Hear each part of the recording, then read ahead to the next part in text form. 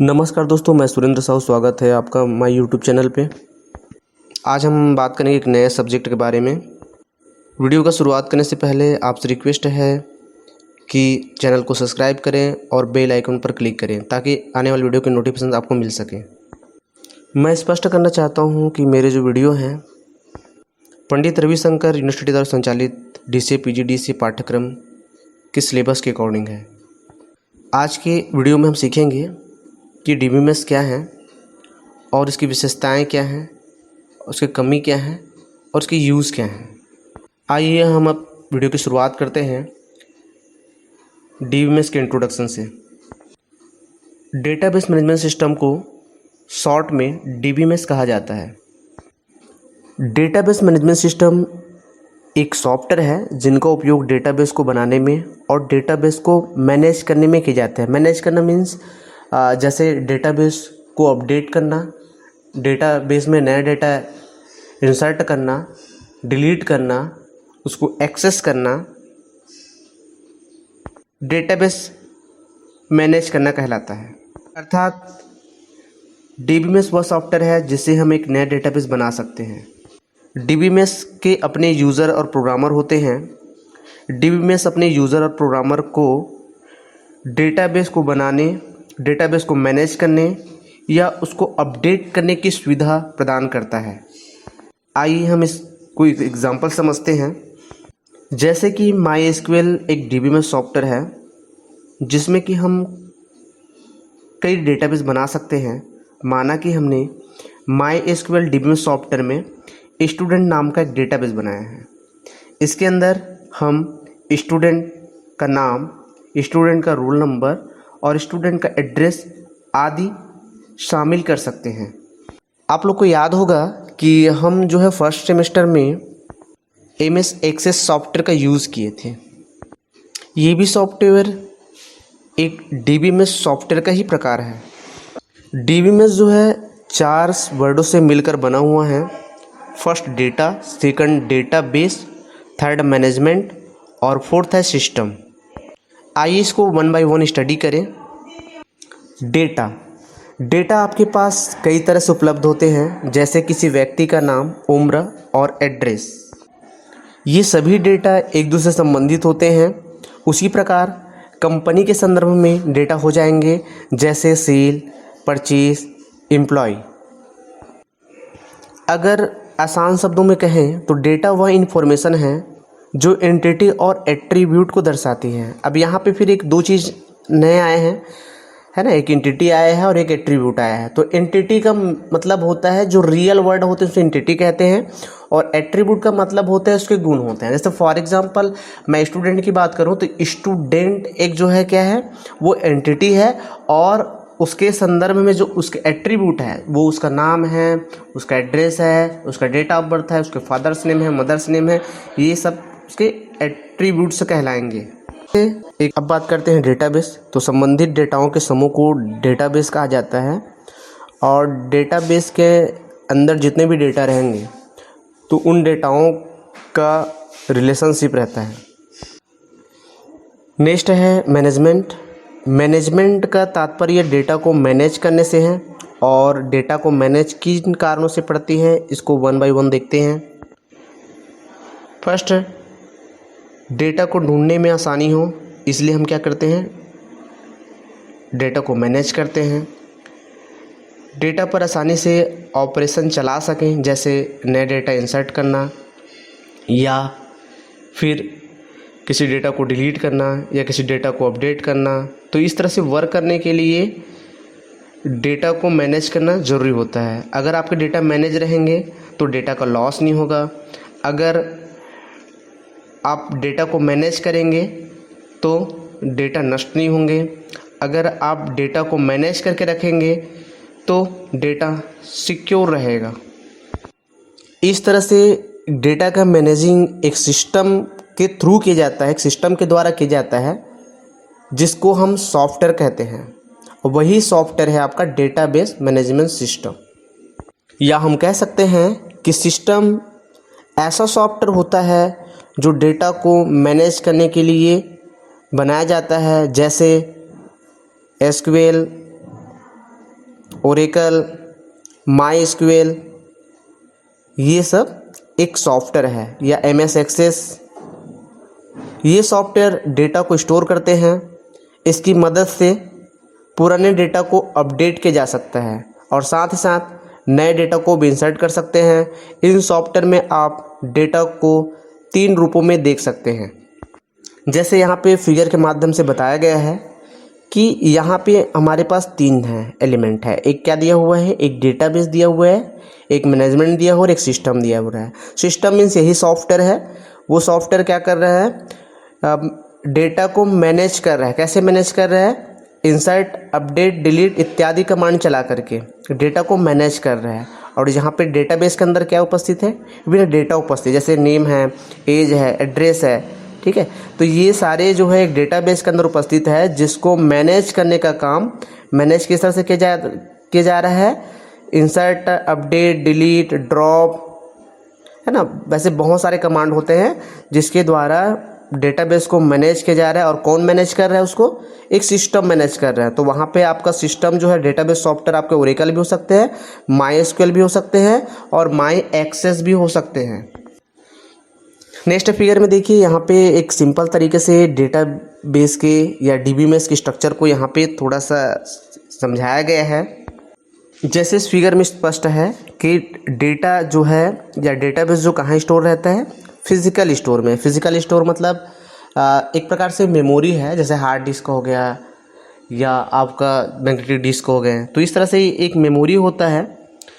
उस मेमोरी के अंदर जो डेटा रहते हैं, उस डेटा को कौन एक्सेस करता है, डीबीएमएस सॉफ्टवेयर एक्सेस करता है। एक्सेस करने के बाद उस डेटा को फिर किस पर भेजा जाता है, एक एप्लीकेशन सॉफ्टवेयर में भेजा जाता है ताकि यूज़र उसका यूज़ कर सके। जैसे फॉर एग्जांपल आप सभी जानते हैं एटीएम मशीन तो देखे होंगे आप लोग।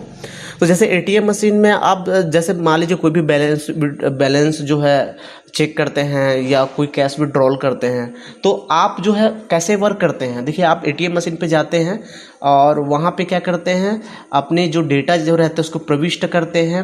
फिर आपको जो है क्या होता है, उसी एप्लीकेशन के माध्यम से आपको आपके जो बैलेंस है वो वहाँ पे शो हो जाते हैं। तो वहाँ पे वर्क कैसे कर रहा है, क्योंकि एक्चुअल में क्या है, आपका जो डेटा है ना, वो डेटा जो कहाँ रहते हैं, एक डेटाबेस में स्टोर रहते हैं, ठीक है। तो वो डेटा बेस में स्टोर रहते हैं। उसके बाद फिर क्या करता है, जो आपके डीबी में जो सॉफ्टवेयर रहते हैं, वो सॉफ्टवेयर क्या करता है, उस एप्लीकेशन तक उस डेटा को या आपके जो बैलेंस है उसको पहुंचाने का काम कौन करता है, आपके डेटाबेस सॉफ्टवेयर करते हैं, है ना। और इसीलिए आपके एप्लीकेशन सॉफ्टवेयर पे वो डेटा क्या हो जाते हैं, डिस्प्ले हो जाते हैं। या दूसरे शब्दों में समझते हैं, जैसे आप एटीएम मशीन पर गए, आपने जैसे पिन सेट करना चाहें आपके एटीएम का पिन, तो आप क्या करते हैं, यूज़र हैं तो आप एप्लीकेशन सॉफ्टवेयर का यूज़ करेंगे वहाँ पे, है ना। और एप्लीकेशन सॉफ्टवेयर में आप चेंजेस करेंगे। तो जैसे आप चेंजेस करते हैं तो आपके मेन डेटाबेस में भी क्या हो जाते हैं, मेन डेटाबेस में भी जो डेटा रहते हैं, है ना, वहाँ पे क्या हो जाता है, चेंजेस हो जाता है। तो किसी कारण हो रहा है, ये सब जो है आपके डेटाबेस या डीबी में सॉफ्टवेयर के थ्रू ही हो रहा है। सिंपली से मैं समझा देना चाहता हूँ कि कोई भी सॉफ्टवेयर रहते हैं तो सॉफ्टवेयर के 2 पार्ट्स होते हैं, एक एप्लीकेशन सॉफ्टवेयर होता है, या हम कह सकते हैं कि एक फ्रंट एंड होता है, दूसरा बैक एंड होता है। बैक एंड में डेटा क्या होते हैं, स्टोर होते हैं, और फ्रंट एंड में क्या होता है, डेटा जो है शो किए जाते हैं। और बैक एंड का कार्य जो है डीबीएमएस सॉफ्टवेयर करता है। मेरे आने वाले नेक्स्ट वीडियो में मैं एक सॉफ्टवेयर बना के दिखाऊंगा विजुअल बेसिक के थ्रू, जिससे डीबीएमएस की भूमिका जो है और भी स्पष्ट हो जाएगा, जिससे आपको समझने में और भी आसानी होगा। अब हम बात करते हैं डीबीएमएस के उपयोग के, अर्थात एप्लीकेशन ऑफ डीबीएमएस का उपयोग कहाँ कहाँ पे होता है। तो फर्स्ट है बैंक सिस्टम में। डीबीएमएस का प्रयोग बैंकिंग में किया जाता है, जैसे कस्टमर से जुड़े हुए इन्फॉर्मेशंस को रखने के लिए, डेबिट कार्ड क्रेडिट कार्ड के इन्फॉर्मेशंस को रखने के लिए, बैंक स्टेटमेंट, लोन इत्यादि संबंधित डेटा को स्टोर करने के लिए डीबीएमएस का उपयोग किया जाता है। साथ ही साथ बैंकिंग ट्रांजैक्शंस करने में भी इसका उपयोग होते हैं। हम घर बैठे पैसा को भेज तथा प्राप्त कर सकते हैं, वह डीबीएमएस के कारण ही संभव है। नेक्स्ट है शिक्षा के क्षेत्र में डीबीएमएस का उपयोग जो है आज लगभग प्रत्येक विद्यालय कॉलेजों में किया जाता है। डीबीएमएस के द्वारा छात्रों, शिक्षकों व स्टाफ से संबंधित डेटा को कलेक्ट करने में करते हैं, जैसे कि छात्र की जानकारी, परीक्षा की जानकारी, अटेंडेंस, फीस मैनेजमेंट इत्यादि आसानी से किया जा सकता है। वर्तमान में जो परीक्षाएं भी होती है वो भी ऑनलाइन होती है, उनका डेटा भी डीबीएमएस पर स्टोर होता है। नेक्स्ट है सोशल मीडिया साइट्स में भी डीबीएमएस का यूज़ किया जाता है, जैसे फेसबुक, ट्विटर, गूगल, इंस्टाग्राम आदि में प्रयोग करते हैं और इनके यूज़र का डेटा भी उनमें स्टोर होता है। ये तो डेटा डीबीएमएस की मदद से स्टोर और अपडेट होते हैं। ऑनलाइन शॉपिंग में भी डीबीएमएस का यूज़ किया जाता है। ज़्यादातर सभी लोग आज ऑनलाइन शॉपिंग करते हैं और लोग दुकान जाना नहीं चाहते हैं तथा अपना समय बर्बाद नहीं करना चाहता, तो ऑनलाइन साइट्स में सामान देखते हैं, वो सब डीबीएमएस की मदद से स्टोर हुआ होता है तथा उसकी मदद से वो सेल व परचेज किए जाते हैं। लाइब्रेरी में भी डीबीएमएस का यूज़ किया जाता है। जो पूरे लाइब्रेरी के रिकॉर्डों को क्या करता है, डीबीएमएस जो मैनेज करता है। बुक को कब इशू किया गया है ना, बुक का नाम क्या है या उस बुक का ऑथर क्या है, ये सारी सूचनाएं जो है डीबीएमएस के द्वारा स्टोर की जाती है। टेलीकॉम में डीबीएमएस का उपयोग जो टेलीकॉम में होता है, हम जो कॉल करते हैं उससे रिलेटेड इन्फॉर्मेशन जो है या नेटवर्क रिलेटेड इन्फॉर्मेशन जो है या कस्टमर से जुड़े हुए इन्फॉर्मेशन जो है डेटाबेस में ही स्टोर की जाते हैं।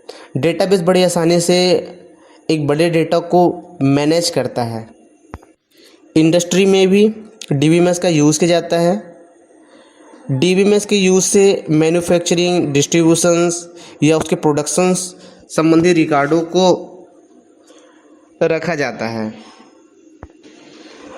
रेलवे रिजर्वेशन में भी डीबीएमएस का यूज़ किया जाता है। टिकटों की बुकिंग, ट्रेन का आने का समय, जाने का समय इत्यादि डेटा को स्टोर करने के लिए डीबीएमएस की आवश्यकता होती है। अगर ट्रेन लेट हो गई तो उनकी जानकारी भी लोगों को तब पता चलता है जब डेटाबेस अपडेट होता है। एयरलाइन रिजर्वेशन में भी डीबीएमएस का यूज़ किया जाता है। यह फ़्लाइट की जानकारी, फ़्लाइट आने का समय या जाने का समय, इन सारी जो इन्फॉर्मेशंस है उसको डीबीएमएस के द्वारा मैनेज किया जाता है। नेक्स्ट है मिलिट्री में भी, मिलिट्री अर्थात सेना है ना, सेना में लाखों सिपाही होते हैं। उनके रिकॉर्डों को सुरक्षित तरीके से स्टोर करने के लिए हमें डीबीएमएस की आवश्यकता होती है तथा फौज के ऑपरेशंस होते हैं, उनकी जानकारी भी डीबीएमएस के माध्यम से स्टोर किए जाते हैं। सेलिंग में भी डीबीएमएस का यूज़ होता है। कोई प्रोडक्ट है, उस प्रोडक्ट को अगर सेल करना है या परचेस करना है तो उनसे संबंधित सारी जानकारी जो है डीबीएमएस के माध्यम से क्या किए जाते हैं, स्टोर किए जाते हैं। फाइनेंस सेक्टर में भी डीबीएमएस का यूज़ किया जाता है, जैसे वेतन तैयार करना है। फाइनेंस सेक्टर में सेल तथा परचेज की इन्फॉर्मेशंस को स्टोर करने के लिए डीबीएमएस का यूज़ किया जाता है। आइए अब हम बात करते हैं डीबीएमएस के फीचर्स के बारे में, उसकी विशेषताएं के बारे में। फर्स्ट टॉपिक है डेटा रिडंडेंसी। सबसे पहले हम रिडंडेंसी का मतलब समझते हैं। जब किसी डेटा को एक से अधिक बार स्टोर किया जाए तो उसको कहते हैं रिडंडेंसी। अब इससे समस्याएं क्या होती है, अगर मान लीजिए आपके पास कोई डेटा है, उसको बार बार आप स्टोर कर रहे हैं तो समस्याएं क्या होती है, स्टोरेज जो है अधिक हो जाता है ना, आपका जो स्पेस है वो वेस्ट होता है। और यदि हम एक से अधिक कॉपी रखें तो उन सभी को एक साथ अपडेट नहीं किया जा सकता। तो इस सिचुएशंस को हैंडल करने के लिए किसका यूज़ किया जाता है, डीबीएमएस का यूज़ किया जाता है। डीबीएमएस हमेशा क्या करता है, डुप्लीकेट डेटा को क्या कर देता है, रिमूव कर देता है, जिससे आपका डेटा हमेशा करेक्ट और एक्यूरेट होता है। सिक्योरिटी मीन्स होता है यह जो है प्रोटेक्शंस जो है इम्पोर्टेंट फीचर्स होता है डीबीएमएस का। यह यदि कोई यूज़र किसी डेटा को एक्सेस करने की कोशिश करता है तो डीबीए द्वारा आपको एक नोटिफिकेशन मिल जाता है। मतलब कहने का मतलब ये है कि जैसे मान लीजिए सिंपल सा देखते हैं हम लोग, जैसे हमारा कोई गूगल अकाउंट है, गूगल अकाउंट को अगर दूसरा व्यक्ति जैसे क्या करता है ओपन करने की कोशिश करता है तो वहाँ पे हमको नोटिफिकेशन मिलता है। तो किस वजह से मिलता है? ये डीबीएमएस के कारण ही मिलता है। डीबीएमएस क्या करता है जो है हमको इन्फॉर्मेशन पहुँचाता है। ठीक है, मतलब एक तरह से कहा जाए तो वो जो हमारे डेटा को सिक्योर रखने का कार्य कर रहा है।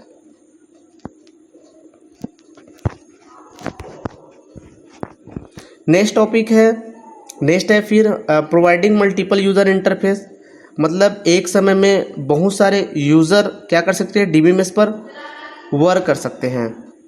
जैसे डीबीएमएस के यूज़र होते हैं Nemi user, application programmer, sophisticated user, database administrator. ये सब क्या है? डीबीएमएस की यूज़र्स हैं, है ना, जो डेटाबेस पर क्या करते हैं? कार्य करते हैं। नेक्स्ट है शेयरिंग इन्फॉर्मेशंस।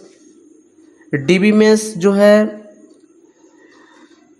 यूज़र को अपने डेटा शेयर करने की अनुमति देता है। मतलब डीबीएमएस जो है के माध्यम से यूज़र जो है अपने डेटा को अलग अलग स्थानों पर आसानी से क्या कर सकता है? शेयर कर सकता है। जैसे फॉर एग्ज़ाम्पल जैसे आपका व्हाट्सअप हो गया या फेसबुक हो गया, तो उसमें आप कोई भी इंफॉर्मेशन डालते हो तो वो पब्लिकली क्या होता है? वो लोगों के पास ट्रांसफ़र होता है कि नहीं होता है। ठीक है, तो डीबीएमएस के द्वारा हम अपने इन्फॉर्मेशंस को आसानी से क्या कर सकते हैं? शेयर कर सकते हैं। नेक्स्ट है डेटा इंटीग्रिटी। डेटा इंटीग्रिटी का मतलब होता है डेटा का सही या संपूर्ण होना। एक डेटाबेस हमेशा शुद्ध व सही रिजल्ट प्रदान करता है। जब आप कोई डेटाबेस पर स्टोर करते हैं तो डेटाबेस उस डेटा को सही रखता है, मतलब उसमें कोई तरह की चेंजेस नहीं करता, जो किसको दर्शाता है? डेटा इंटीग्रिटी को दर्शाता है। और डेटा का सही या संपूर्ण होता ना डेटा इंटीग्रिटी कहलाता है। नेक्स्ट फीचर्स है डीबीएमएस का बैकअप एंड रिकवर। ये बहुत इंपॉर्टेंट फीचर्स है। जब कोई हार्डवेयर या सॉफ्टवेयर प्रॉब्लम आता है या कोई ट्रांजैक्शंस फेलर हो जाता है तो डेटा को पुनः प्राप्त करने के लिए किसका यूज़ किया जाता है? इसी बैकअप और रिकवर का यूज़ किया जाता है। तो ये दोनों जो ऑप्शंस होते हैं बैकअप और रिकवर जो डीबीएमएस के अंदर होता है। जैसे फॉर एग्जांपल समझते हैं। जैसे मान लीजिए हम कोई ऑनलाइन हम ट्रांजैक्शंस कर रहे हैं, किसी कारणवश वो ट्रांजैक्शंस क्या हो जाते हैं? सर्वर की वजह से या और कुछ वजह से या हार्डवेयर सॉफ्टवेयर प्रॉब्लम से क्या हो जाते हैं? फेलियर हो जाते हैं। उस कंडीशंस पे हमें वापस जो है वो डेटा रिकवर हो जाते हैं। जैसे बोलते हैं ना, कभी कभी ट्रांजेक्शन कर रहे हैं, हमारे एक अकाउंट से पैसा कट जाता है और कटने के बाद क्या होता है? फिर वापस हमें कुछ दिनों बाद 24 घंटे या 7 दिन बाद हमको कभी ना कभी रिकवर होता है कि नहीं होता है? होता है ना। तो ये सब किस वजह से हो रहा है? बैकअप एंड रिकवर की वजह से हो रहा है। नेक्स्ट हमारा टॉपिक है करेंसी कंट्रोल। जब बहुत सारे ट्रांजैक्शन एक साथ एग्जीक्यूट होते हैं, जब बहुत सारे ट्रांजैक्शन होता रहता है, ठीक है, तो करेंसी कंट्रोल क्या करता है? यह सुनिश्चित करता है कि वो ट्रांजैक्शंस अपडेट हुए हैं कि नहीं, उसको सुनिश्चित करने का काम कौन करता है? आपके करेंसी कंट्रोल करता है। तो ये भी एक महत्वपूर्ण फीचर्स है डीबीएमएस का। नेक्स्ट है मैनेजमेंट ऑफ एक्सेस। मैं पहले ही बताया हूँ कि डीबीएमएस से बहुत सारे यूज़र जो है अलग अलग तरह से कार्य करते हैं। तो उन सारे यूज़र को मैनेज करने का काम, उसको परमिशन देने का काम भी डीबीएमएस करता है। किसके थ्रू करता है? डेटाबेस एडमिनिस्ट्रेटर के थ्रू ही करता है। मतलब कहा जाए तो डेटाबेस एडमिनिस्ट्रेटर एक व्यक्ति होता है या व्यक्तियों का समूह होता है ना, जो यूज़र के एक्सेस को मैनेज करता है। इसको और अच्छे से समझ सकते हैं, जैसे आप कोई भी ऑनलाइन एग्ज़ाम फॉर्म भरते हैं तो एक लिमिट समय के लिए क्या होता है, वो एग्ज़ाम फॉर्म स्टार्ट होता है और एक समय के बाद क्या हो जाता है, उसको क्लोज हो जाता है। समय जैसे हो गया, उसके बाद आप फॉर्म भर पाते हैं क्या, नहीं भर पा रहे हैं। तो उसको मैनेज एक्सेस कौन कर रहा है, कौन कर रहा है उसको, डीबीएमएस कर रहा है। किसके थ्रू कर रहा है, डेटाबेस एडमिनिस्ट्रेटर के थ्रू कर रहा है। नेक्स्ट टॉपिक है डेटा अब्स्ट्रैक्शंस। डेटा अब्स्ट्रैक्शन मतलब होता है डेटा को छुपा कर रखना, क्योंकि एक्चुअल में क्या होता है, डीबीएमएस में बहुत सारे यूज़र वर्क करते हैं या डीबीएमएस के साथ बहुत सारे यूज़र जुड़े हुए रहते हैं और वो यूज़र जो है ट्रेन नहीं होते। तो इसलिए क्या किया जाता है, डेटाबेस की जटिलता को उससे दूर रखा जाता है ताकि वो आसानी से उसका यूज़ कर पाए। फॉर एग्ज़ाम्पल, जैसे बैंक में आपके बहुत सारे डिटेल्स रहते हैं, ठीक है, लेकिन आपको जब एटीएम मशीन पे जाते हो तो आपको केवल कुछ ही डिटेल दिखाई देते हैं, बाकी सारे डिटेल को क्या किया जाता है, उसको हाइड करके रखा जाता है ताकि उसकी सुरक्षा बनी रहे और जो है आपको जटिल ना लगे, आप उस कार्य को आसानी से कर सकते हैं। जैसे कुछ ही इन्फॉर्मेशन ही शो होते हैं, बाकी आप बैंक में बहुत सारे इन्फॉर्मेशन है आपसे जुड़े हुए, लेकिन उन सारे जो इन्फॉर्मेशन है उसको स्क्रीन पर शो नहीं किया जाता है, केवल कुछ ही इन्फॉर्मेशंस को, कुछ ही व्यू को शो किया जाता है ताकि आप उनका यूज़ कर सके। क्योंकि मैं पहले ही बताया हूँ कि डीबीएमएस पर जो है सारे यूज़र जो है, डीबीएमएस पर कार्य करने वाले जितने भी यूज़र हैं वो ट्रेन नहीं होते, इसलिए डेटा बेस की जो जटिलता है उसको जो है छुपा कर रखा जाता है। नेक्स्ट है डेटाबेस स्टोर इनटू टेबल। आप डीबीएमएस में जो भी आप डेटा स्टोर करते हैं वो टेबल के फॉर्म में क्या होता है, स्टोर होता है। नेक्स्ट है क्यूरी लैंग्वेज, मतलब डीबीएमएस का अपना एक लैंग्वेज होता है उस पर कार्य करने के लिए, उसको कहते हैं क्यूरी लैंग्वेज।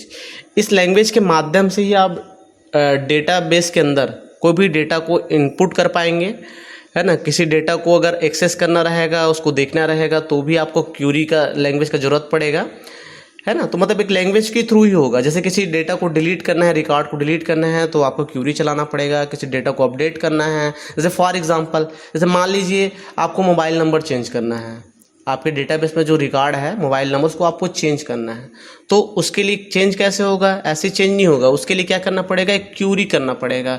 क्यूरी के थ्रू क्या होगा, वो रिकॉर्ड जो है चेंज होगा। वैसे किसी का नाम, जैसे मान लीजिए किसी का नाम राम है और, है ना, जबकि एक्चुअल में उसका नाम श्याम है और हमने गलती से क्या कर दिया, उसका नाम राम लिख दिया, तो वहाँ पे क्यूरी चलाएंगे। कौन सा क्यूरी चलाएंगे, है ना, कौन सा कमांड यूज़ करेंगे, उसके लिए हम जो है अपडेट कमांड यूज़ करेंगे और अपडेट कमांड का यूज़ करके हम क्या करेंगे, उसको सही करेंगे, इसलिए, है ना। तो इस तरह से डीबीएमएस के अंदर क्या होता है, एक क्यूरी लैंग्वेज होता है उस पर कार्य करने के लिए।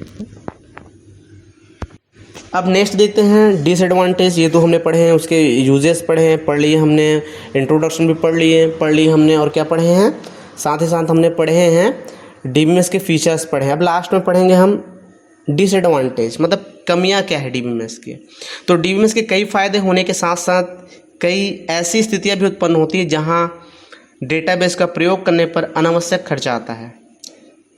यह अतिरिक्त खर्चा निम्न कारणों से होता है, जैसे हार्डवेयर, सॉफ्टवेयर, ट्रेनिंग में, डेटा को व्यस्त करने या उसको प्रोसेस करने में, डेटा की सिक्योरिटी में, डेटा को कंट्रोल करने में।